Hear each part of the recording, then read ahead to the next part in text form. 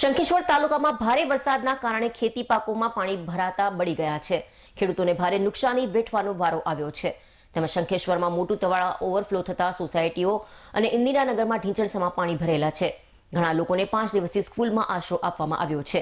ત્યારે ચાણસ્મા વિધાનસભાના ધારાસભ્ય દિનેશભાઈ ઠાકોર દ્વારા શંખેશ્વર સહિત તાલુકાના 25 જેટલા ગામોની મુલાકાત કરી ખેડૂતો તેમજ મકાનો પાસે ભરેલા પાણીના પરિવારોની મુલાકાત લીધી હતી અને આ બાબતે યોગ્ય કરવા આશ્વાસન આપ્યું હતું. દિનેશભાઈ ઠાકોરે જણાવ્યું કે પાટણ જિલ્લાનું તંત્ર 1% પણ સહકાર આપી રહ્યું નથી. માટે હું સરકારને રજૂઆત કરું છું કે શંખેશ્વર તાલુકામાં વહેલામાં વહેલું સર્વે કરવામાં આવે અને બધાને પૂરતો ન્યાય મળે અને પાકને જે નુકસાન થયું હોય તેનું પૂરું વળતર મળે.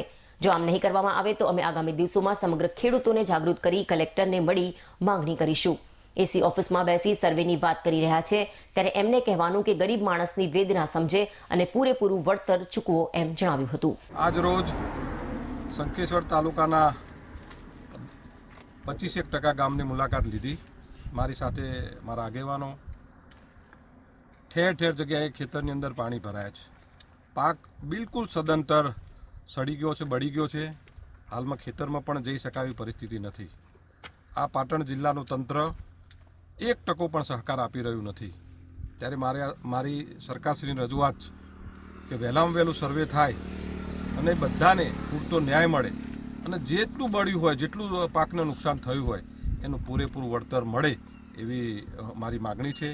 અન્યથા આમ જો કરવામાં નહીં આવે તો આગામી દિવસોની અંદર સમગ્ર ખેડૂતને અમે જાગૃત કરી અને કલેક્ટર કચેરીએ જઈશું અને અમારી જે માગણી છે કે ભાઈ પાકનું પૂરેપૂરું વળતર મળે એવી બધાની માગણી સાથે અમે કલેક્ટરશ્રીને મળવાના છીએ.